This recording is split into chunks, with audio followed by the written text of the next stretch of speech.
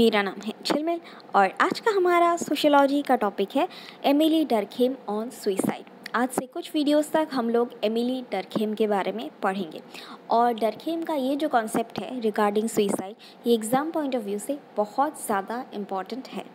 तो आज का हमारा मेंस का सवाल है, discuss distinct sociological method adopted by Emile Durkheim in his study of suicide.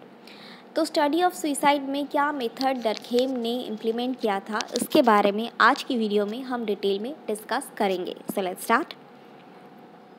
ये है एमिली डर्खेम और सुइसाइड जो था वो एमिली डर्खेम की तीसरे नंबर की बुक थी विच वॉज पब्लिश्ड इन 1897।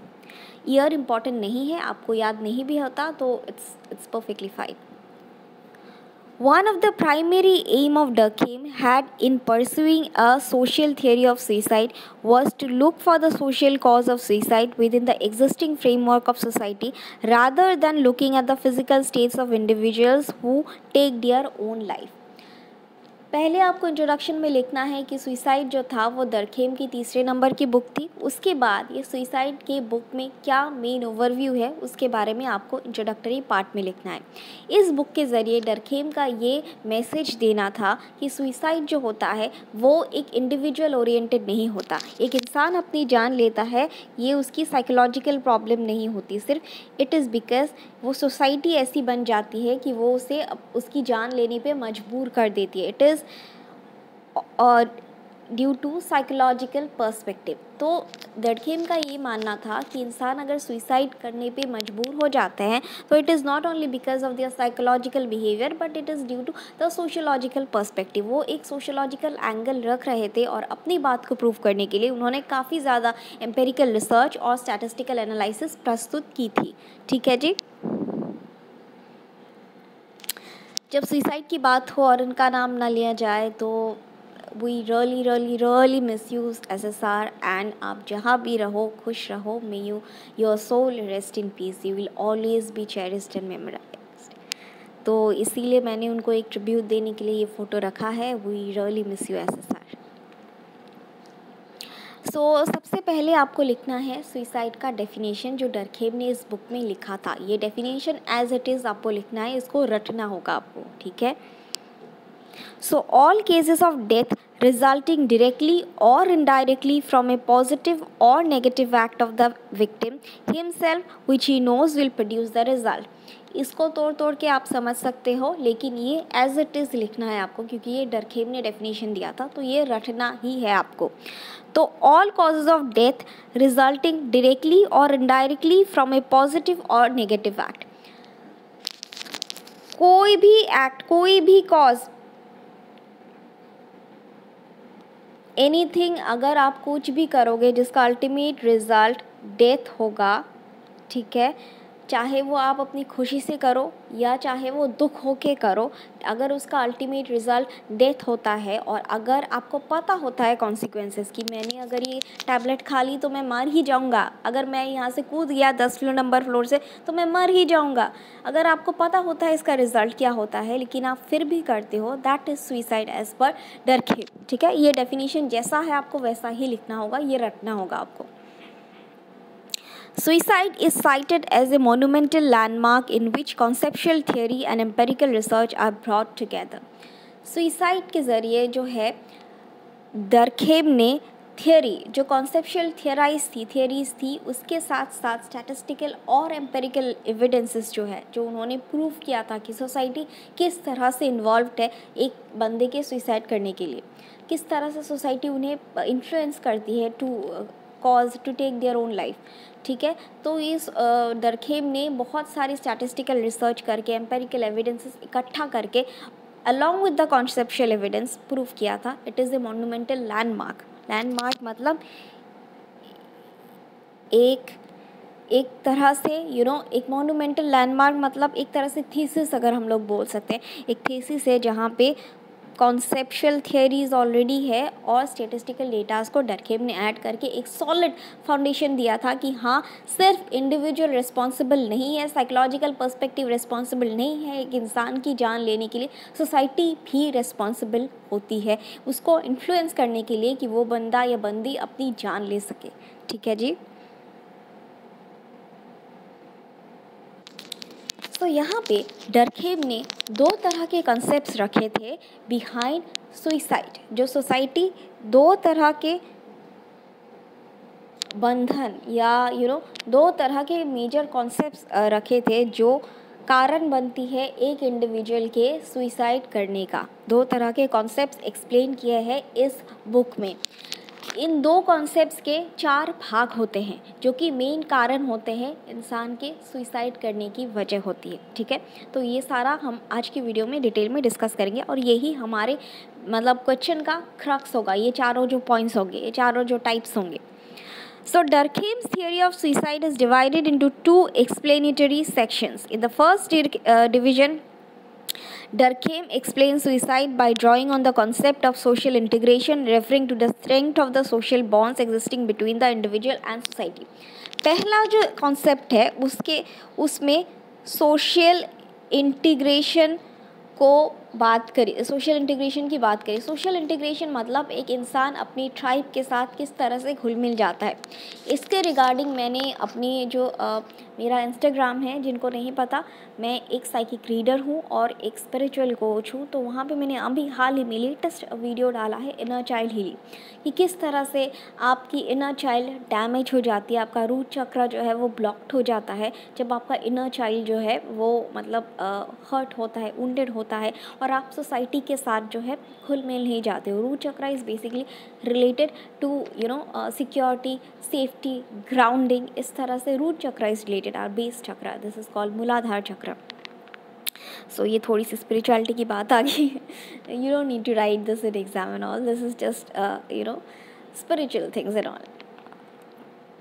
तो दरखेम ने कहा कि 2 कॉन्सेप्ट्स होते हैं जो प्रमुख रीज़न होते हैं फॉर सुइसाइड। जो पहला होता है वो है सोशल इंटीग्रेशन, कि एक इंसान सोसाइटी के साथ, अपनी ट्राइब के साथ, अपनी कम्युनिटी के साथ, अपनी फैमिली के साथ किस तरह से घुल मिल जाता है। इसको एग्जाम्पल के ज़रिए हम लोग जब इसके सब पार्ट्स पढ़ेंगे तब मैं बहुत सही एग्जाम्पल बताऊँगी आपको, तो इसको आपको पूरा कॉन्सेप्ट समझ में आ जाएगा। लेकिन अभी के लिए आप समझ लीजिए कि 2 कॉन्सेप्ट है, जिनमें से सबसे पहला कॉन्सेप्ट है सोशल इंटीग्रेशन, कि किस तरह से एक इंडिविजुअल अपनी ट्राइब के साथ, अपनी कम्युनिटी के साथ, अपनी फैमिली के साथ घुल मिल सकता है या नहीं, या वो लेफ़्ट आउट फील किया जाता है, लेफ़्ट आउट फील कराया जाता है। ठीक है, यहाँ के जो सोशल इंटीग्रेशन वाला कॉन्सेप्ट है उसके 2 सब पार्ट्स होते हैं, egoistic suicide and altruistic suicide. ठीक है, ये आपको लिखना है। सबसे पहला पार्ट है सोशल इंटीग्रेशन, जिसके सब पार्ट्स है egoistic suicide and altruistic suicide.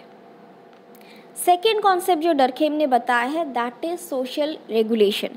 पहले में हमने देखा कि किस तरह से जो एक बंदा है वो सोसाइटी के साथ इंटीग्रेट करता है, घुलता मिलता है। दूसरे में हम देखेंगे कि किस तरह से सोसाइटी का जो रेगुलेशन है वो उसे काटने को दौड़ता है। नहीं, हम नहीं रह सकते बंधन में, इससे बेटर हमको मरना ही मंजूर है, हम नहीं रह सकते रूल्स एंड रेगुलेशन में। तो हिटलर लगता है सब उनको, और इससे बेटर वो अपनी जान को लिबरेशन का वो एक ही मात्र ज़रिया समझते हैं, मौत, और इसलिए वो कूद जाते हैं या मर जाते हैं। तो this is social regulation. Okay, तो ये 2 कॉन्सेप्ट है, ये दोनों कॉन्सेप्ट के ही सब पार्ट्स को आपको लिखना है। सबसे पहला जो कॉन्सेप्ट है उसका इगोइस्टिक सुइसाइड, उसका सब पार्ट है सबसे पहला इगोइस्टिक सुइसाइड, कि जब कोई इंसान सोसाइटी में इंटीग्रेट नहीं हो पाता और लेफ़्ट आउट फील करता है तो बट ऑब्वियस है कि वो अकेले कैसे रहेगा। हम लोग सोशल बीइंग्स हैं, हम अकेले नहीं रह सकते। वी आर सो डिपेंडेंट, को डिपेंडेंट, हमें सहारे की ज़रूरत होती है किसी न किसी मोड़ पे। हाउएवर, अगर until and unless if you are not an enlightened soul, आपको सहारे की ज़रूरत होती है। अगर आपको लेफ़्ट आउट फील किया जाएगा तो at certain point of time you will feel depressed and eventually and your life, right. ये बहुत सारे केसेस हो चुके हैं ऐसे। तो सेकेंड कॉन्सेप्ट हम लोग देख लेते हैं पहले, उसके बाद एक एक करके सारे पॉइंट्स को डिटेल में डिस्कस करेंगे, सब पार्ट्स को। So Durkheim explains suicide by drawing on the concept of social regulation. Social regulation is, in contrast to social integration, refers to the restraints imposed by society on individual needs and wants, and generally manifests itself through regularity requirements that are imposed by society on individuals when their social needs and wants begin to exceed the mean they have to attaining them. तो यहाँ पे पहले में हमने देखा था कि किस तरह से इंसान अगर सोसाइटी के साथ घुल मिल नहीं सकता तब वो सुसाइड करता है। That is the concept of social integration. और यहाँ पे हम देखेंगे रेगुलेशन। रेगुलेशन मतलब क्या? कंट्रोल। सोसाइटी किस तरह से एक इंडिविजुअल को कंट्रोल करती है, उनकी थॉट्स को, उनके डिज़ायर्स को कंट्रोल करती है। यूपीएससी का एग्जाम्पल ले लेते हैं, ठीक है। मैंने ये भगवद गीता वाली वीडियो में बहुत डिटेल में समझाया था कि किस तरह से आपका 5वां 6वां अटेम्प्ट हो गया, लेकिन फिर भी 1-2 नंबर की वजह से आपका क्लियर नहीं हुआ, ठीक है। लेकिन सोसाइटी के प्रेशर की वजह से कितने सारे लोग होते हैं जिन्होंने सुसाइड कर दिया होता है, क्योंकि उनकी डिज़ायर्स फुलफिल नहीं होती। उनको रेगुलेशंस में बंधन होता है कि नहीं हुआ तो क्या होगा, मैं फैमिली को क्या जवाब दूंगा, मुझे नौकरी करनी है एंड ऑल दैट। ये हम लोग सोसाइटी के नियमों से बंधे रहते हैं, और जब हम उन डिज़ायर्स को फुलफ़िल नहीं कर पाते, हमारी डिमांड्स, हमारे डिज़ायर्स एक्सीड करती है ऑफ आवर कैपेसिटी, दैन इंसान अपनी जान ले लेता है। This suicide is due to social regulation. This is not due to social integration. This is due to social regulation. इसको डिटेल में जब हम इसके सब पार्ट्स पढ़ेंगे तो और डिस्कस करेंगे एग्जाम्पल के साथ। सोशल रेगुलेशन के एग्जाम्पल है एनोमी एंड फैटलिस्टिक सुसाइड। जो आखिरी 2 सुसाइड्स होंगे दैट इज़ एनोमिक सुसाइड, जो कि नॉर्म ना होने की वजह से होता है, और फैटलिस्टिक सुसाइड जो कि डोमेस्टिक वायलेंस का ही एग्जाम्पल ले लो कि इतना अत्याचार सहूँ, इससे बेटर है कि मर ही जाऊँ मैं, ऐसा बोलते हैं ना कोई। ये हम लोग जब लास्ट पार्ट में पढ़ेंगे तो डिस्कस करेंगे, ठीक है। So let's start. सबसे पहले बात करते हैं इगोइस्टिक सुसाइड के बारे में। इगोइस्टिक सुसाइड मतलब मान लीजिए आप सब लोग खेल रहे हो और आपके साथ एक दिव्यांग बच्चा है, जो मतलब यू आर 2-3 ईयर मतलब 3-4 ईयर चिल्ड्रन, और आप लोग लंच टाइम पे खेल रहे हो, ठीक है। और आपके साथ एक दिव्यांग बच्चा है, तो वो बेचारा चल नहीं सकता, वो व्हीलचेयर पे बैठा हुआ है। तो आपको खेलता हुआ देख के सब लोग मज़े कर रहे, खेल रहे। आपका ही स्कूल का बैचमेट जो है वो ही was sitting alone in a classroom और somewhere like that, he was feeling left out. तो ऐसा सिचुएशन अगर होता है ना, तो वो इनर चाइल्ड हीलिंग होता है और eventually it leads to suicide. ऐसे बहुत सारे केसेस हुए हैं जहाँ पे लोग जो है, और सुसाइड नहीं भी होता है तो ऐसा बच्चे जो होते हैं वो उसके कार्मिक साइकिल्स रिपीट होते रहते, जो कि बाद में उसके रिलेशनशिप्स में या फिर उसकी फैमिली लाइफ में बहुत ज़्यादा इफ़ेक्ट होता है। तो इस तरह से आप लोग के सामने अगर कोई कोई आप किसी को, छोटे होते हैं तो इतना ध्यान नहीं होता, कोई अगर उनके रंग को लेके बोल अरे ये तो काला काला काला वो ये तो मोटा मोटा मोटा, ऐसे बोलते हो आप, उस सेंस में नहीं बोलते हो, लेकिन वो उनके दिमाग में इम्प्रिंट कर एंड मतलब घर कर जाता है, और वो उनके इनर चाइल्ड हीलिंग में इनर चाइल्ड को ऊन कर देता है, और जो उनके बड़े होने पे भी बहुत इफ़ेक्ट होता है। इवेंचुअली वो जो है वो प्रोग्रामिंग रह जाती है उनके रूट चक्र पे। इसके ऊपर मैं डिटेल में वीडियो बनाऊंगी, इनर चाइल्ड हीलिंग कैसे होती है और क्यों आपका इनर चाइल्ड हर्ट होता है, कैसे होता है, कौन सी सर्कमस्टांसेस पे होता है, किस तरह से आप जेनेटिक कर्मास को कैरी करते हो। ये सारे वीडियोज़ मैं अपने स्पिरिचुअल चैनल पर या फिर स्पिरिचुअल जो इंस्टा हैंडल है उस पर डालती रहती हूँ, आप लोग मुझे फॉलो कर सकते हो वहाँ पे। तो कहने का मतलब ये है कि अगर कोई थोड़ा सा अलग हो तो वो लेफ़्ट आउट फील करता है। यहाँ पे आप देख सकते हो नॉर्मल बच्चों के बीच में ये दिव्यांग बच्चा ये लेफ़्ट आउट फील करेगा, ही विल फील कि अरे मैं तो ऐसा नहीं हूँ, मैं तो थोड़ा अलग हूँ एंड ऑल दैट। तो जहाँ दूसरे बच्चे खेल रहे थे, कूद रहे थे, शी वॉज और he was not able to run, he was not able to play like that. तो ही वॉज 4-5 साल का बच्चा, क्या सोचेगा, बट ऑब्वियस है कि उसका दिमाग में गलत थॉट्स ही आएंगे और इवेंचुअली ऐसा उसके दिमागी संतुलन ख़राब हो जाता है एंड इवेंचुअली सुसाइड तक पहुंच जाता है। ऐसे बहुत सारे केसेस हुई है। तो this is a case of egoistic suicide, जहाँ पे एक इंडिविजुअल जो है पूरी ट्राइब से, पूरी कॉलोनी से या फिर पूरी सोसाइटी से लेफ़्ट आउट फील करता है, सोसाइटी के साथ घुल मिल नहीं सकता। Same goes with the family. इस तरह का अगर स्पेशल चाइल्ड होता है, स्पेशली एबल चाइल्ड होता है, तो उनके फैमिली उन्हें एक्सेप्ट नहीं करती है। फैमिली उन्हें बोलते अरे अरे क्या हो गया, अरे अरे अरे अरे क्या हो गया। तो इस तरह से दिखाता है ना, तो उस बच्चे को बहुत ज़्यादा गहरा लेफ़्ट आउट फील करते हैं और इवेंचुअली वो उसे ट्रॉमा देते हैं, जो सरफेस पे नहीं आता है, बट वो उसके बड़े होने तक वो मतलब डेवलप होता रहता है। This is a very huge and a very significant topic जो उठाना बहुत ज़रूरी होता है, जिसके लिए एडुकेट करना पेरेंट्स को स्पेसिफिकली ज़रूरी होता है। तो उसके ऊपर वीडियो तो बनाएंगे हम, लेकिन ये काफ़ी बड़ा हो जाएगा। सो टॉपिक पे ही आते हैं। Egoistic suicide. Egoistic suicide results the lack of integration of the individual into the social group. एक इंडिविजुअल अपनी सोसाइटी के साथ अगर इंटीग्रेट नहीं हो पाता, इस सोसाइटी का हिस्सा नहीं बन पाता, लेफ्ट आउट फील करता है, तब वो सुसाइड की ओर चला जाता है। Durkheim studied varying degree of integration of individuals into their religion, family, political and national communities and found that the stronger the forces throwing the individual onto their own resources, the greater the societal rates in society. तो यहाँ पे डरखेम ने काफ़ी सारी studies की है और यहाँ पे उन्होंने ये एनालाइज किया है कि the stronger the forces throwing the individual onto their own resources, the greater the suicidal rates in the society. यह आपको लिखना है कि द स्ट्रॉन्गर द फोर्सेस जो कि इंडिविजुअल को थ्रो करता है on to their own resources, the greater the suicidal rates in the society. ये आपको लिखना है एज इट इज़, ठीक है। Family like religious group is a powerful counter agent against suicide. तो यहाँ पे हमने देखा कि क्या कारण है सुसाइड होने का। जब एक इंसान, एक बंदा लेफ्ट आउट फील करता है फ्रॉम द कम्युनिटी, जितना स्ट्रॉन्गर द कम्युनिटी होता है उतना ही ज़्यादा अगर इंटीग्रेट नहीं मतलब इस लाइन का मतलब है आपकी फैमिली में बहुत ज़्यादा स्ट्रॉन्ग प्यार है, मतलब आपकी फैमिली के जो जितने बाकी सारे जो मम्मी पापा है, बाकी सारे आपके भाई बहन को इतना ज़्यादा भयानक प्यार करते हैं, लेकिन आपको प्यार नहीं करते। प्यार इन द सेंस कि आपको इतना केयर नहीं करते। जितना ज़्यादा आपके भाई बहन को प्यार करेंगे उतना ही आप ज़्यादा लेफ्ट आउट फील करोगे और उतना ही ज़्यादा जो है suicidal, it is proportional to the suicidal rates, right. इसके ऊपर मैंने एलाइनेशन के ऊपर भी थोड़ा बहुत बताया था, आप लोग देख सकते हो। जो कार्ल मार्क्स का एलिनेशन का पॉइंट था वो आप देख सकते हो। तो अब हम देखेंगे कि डरखेम ने कहा कि क्या है सुसाइड को काउंटर करने का तरीका, क्या है तरीका जिससे जो है सुसाइड को थोड़ा हद तक कम किया जा सकता है। यहाँ पे जैसे कि ये गाना है कि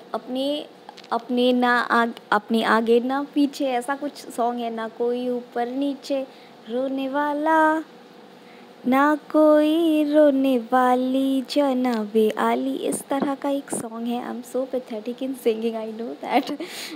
एंड इस तरह का एक सॉन्ग है, अपने आगे ना पीछे, ना कोई ऊपर नीचे रोने वाला, ना कोई रोने वाली।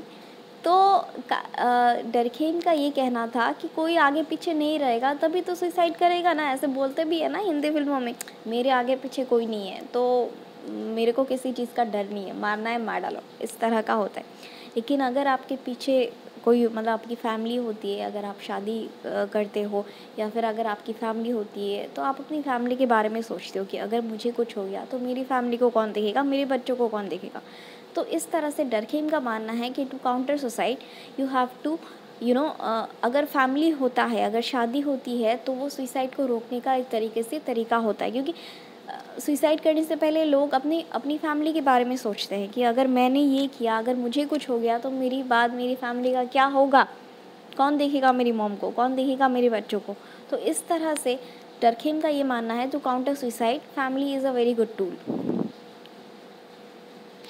So family like religious group is a powerful counter agent against suicide. Non-marriage increases the tendency to suicide when marriage reduces the danger by half or more. जैसे कि मैंने कहा, शादी करके गृहस्थी बसा लेते हैं तो सुसाइड का जो रेट होता है या सुसाइड का जो तलवार लटकती रहती है ना, वो काफ़ी हद तक कम हो जाता है, क्योंकि उसकी रिस्पॉन्सिबिलिटी आ जाती है, जिम्मेदारी आ जाती है, ठीक है।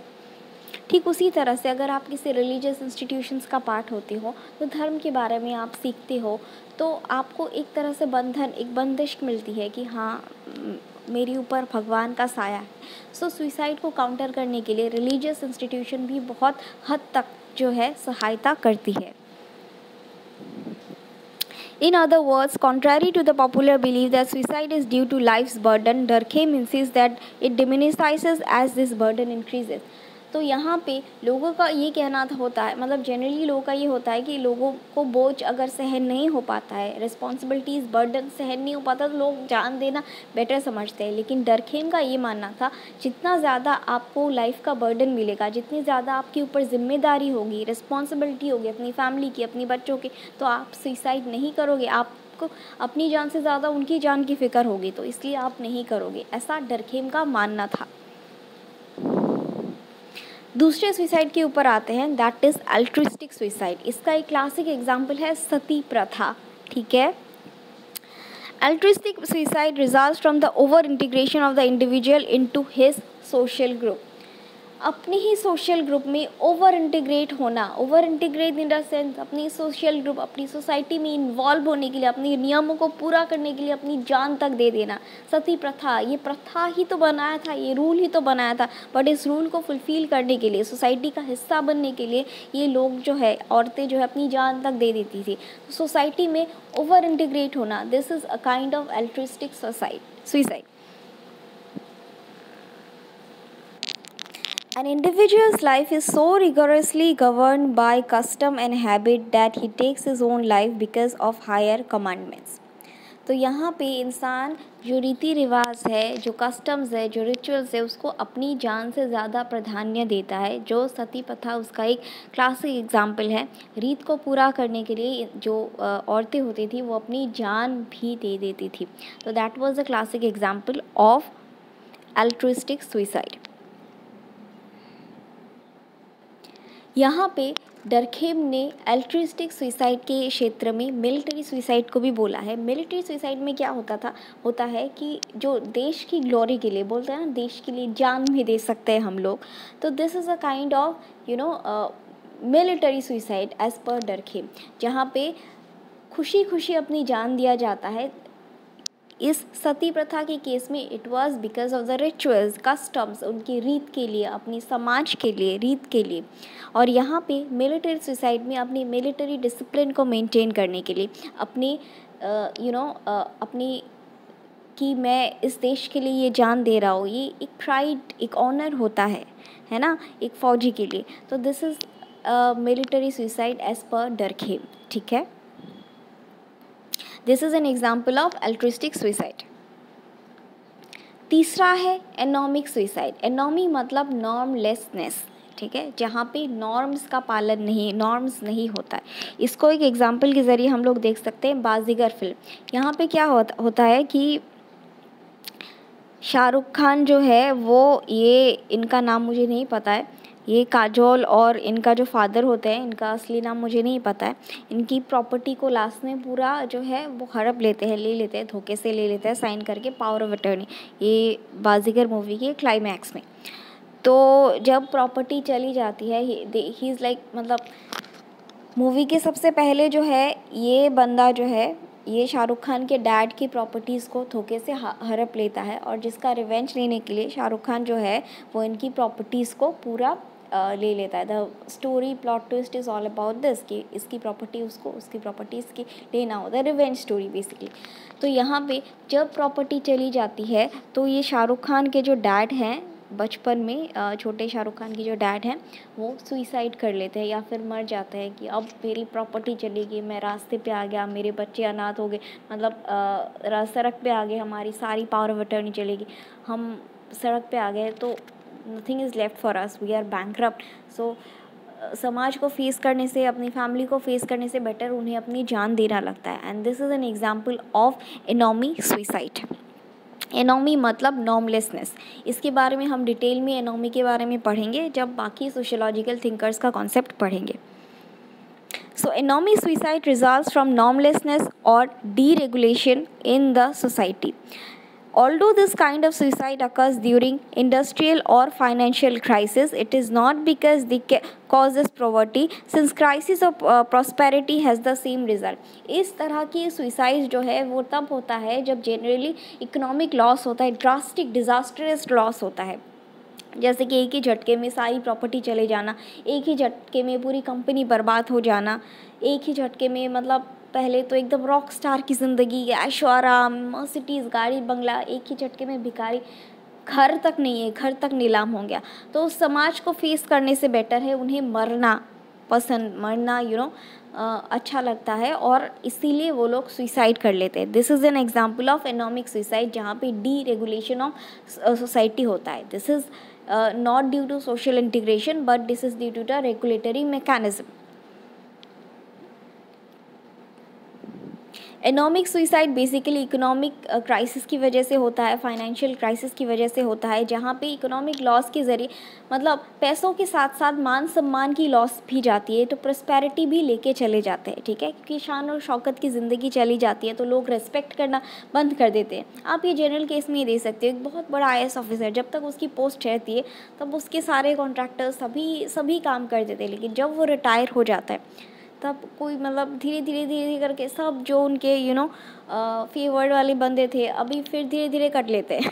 तो ये सभी के साथ होता है, जब तक पावर होता है तब तक लोग बोलते हैं कैसे हो, जब तक पावर नहीं होता है तो कोई भाव नहीं देता है, और जब वो लोग इस चीज़ को समझ नहीं पाते हैं तो वो सुइसाइड कर लेते हैं। This is an example of anomie suicide. Anomie suicide amongst wealthy and divorced person. In analyzing the sequence of anomie, Durkheim showed that there was a high rate of anomie suicide among those who are wealthy as well as among divorced person.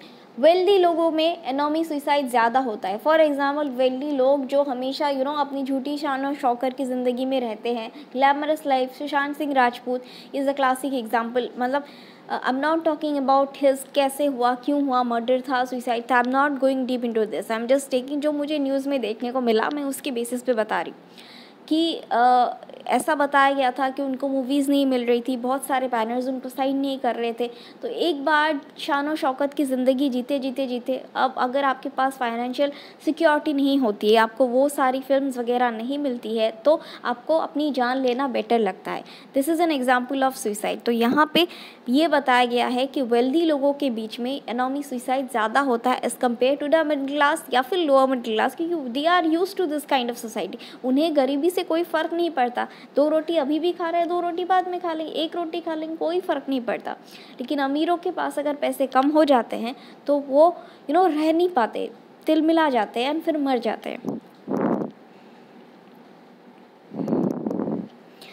अब बात करते हैं last type of suicide, जिनके बारे में जो डरखेम है उन्होंने अपनी फुट नोट्स में थोड़ा बहुत लिखा है, that is fatalistic suicide. Fatalistic suicide क्या होता है कि फॉर एग्ज़ाम्पल एक शो आता था सौभाग्यवती भवा करके, बहुत हमारे ज़माने के टाइम पे, जो डोमेस्टिक वायलेंस का केस होता है, जहाँ पे एक औरत को कंटिन्यूसली उसके ससुराल वाले कंटिन्यूसली परेशान कर रहे हैं, उसका हस्बैंड मारता पीटता है, ससुराल वाले मारते पीटते हैं, टॉर्चर करते हैं, तो एक दिन टॉर्चर सहेगी, 2 दिन टॉर्चर सहेगी, लेकिन लास्ट में जो है सह के मतलब उसको लगेगा अरे भगवान मैं मर जाऊँ तो बेटर है, इंस्टेड ऑफ गोइंग टू मैं मर जाऊँ तो शायद मौत ही मुझे बेटर लगेगी। सो दिस इज़ कि और सहन ना कर पाके मर जाना, दिस इज़ फेटलिस्टिक सोसाइटी, कि उनकी सहन शक्ति की लिमिट जो होती है वो पूरी ख़त्म हो जाती है। This is fatalistic suicide. There is a little bit mentioned 4 type of suicide fatalistic that Durkheim discussed only in footnote in suicide. Whereas anomie suicide is more likely to occur in situation in which regulation is too weak, fatalistic suicide occurs when regulation is too strong. या regulation is excessive, बहुत regulation, बहुत ताने मारते हैं, बहुत torture होता है, domestic violence, जहाँ पे रेगुलेशन बहुत ज़्यादा, हर चीज़ पे रोक टोक, हर चीज़ पे रेस्ट्रिक्शंस, तुम बाहर नहीं जा सकती, तुमको घूंघट उठा के रहना पड़ता है, ये तुमको ये करना पड़ेगा, वो करना पड़ेगा, अरे भगवान मैं मर जाऊँ तो बेटर है, इस तरह के थॉट्स आते हैं और अल्टीमेटली लोग अपनी जान दे देते हैं। ठीक है। Durkheim cited as example the suicide of slaves which seeking no alternative to life except enslavement under a master take their own life। यहाँ पे slaves, तो स्लेवरी के बारे में मैंने पिछले वीडियोस में पढ़ा हुआ है। स्लेव्स क्या होते थे, slaves they were not even allowed to reproduce, उनके साथ इनह्यूमन ट्रीटमेंट होता था। तो instead of being born and slaves की ज़िंदगी जीने से अच्छा कि मैं मरना पसंद करूँगी, तो स्लेव्स जो है कि ऐसे ज़िंदगी इनह्यूमैनिटी से रहने से बेटर हम लोग मर जाए, तो इसीलिए जो स्लेव्स होते थे वो मरना पसंद करते थे, सुइसाइड कर लेते थे। ठीक है। This was an example of fatalistic suicide. ज़िंदगी, मौत उन्हें ज़्यादा सुकून वाली लगती थी कंपेयर टू ज़िंदगी। तो moving on to our conclusion again, जैसे कि मैं कंक्लूजन एक्सप्लेन नहीं करती हूँ, आपको जो समझ में आई है चारों सुसाइड के ऊपर आप लिख सकते हो। तो सुसाइड जो है एक तरह से करेंट्स के ऊपर डिपेंड करता है, और ये चारों करेंट्स मैंने डिफ़ाइन किया है, एक्सप्लेन किया है एग्जाम्पल के साथ। तो आप अपने हिसाब से लिखिए कि आपको किस तरह से ये समझ में आया है। सोशल करेंट्स जो है वो सुसाइड का रीज़न होता है, और इसी को प्रूव करने के लिए डरखेम ने काफ़ी सारे बहुत दिलचस्प तर्क जो है वो रखे हैं, वही आप कंक्लूजन में डाल सकते हो। ठीक है, ये हमारे वीडियो का एंड। आज के लिए बस इतना ही, कल फिर मिलेंगे कुछ नए लेक्चर्स के साथ। Thank you.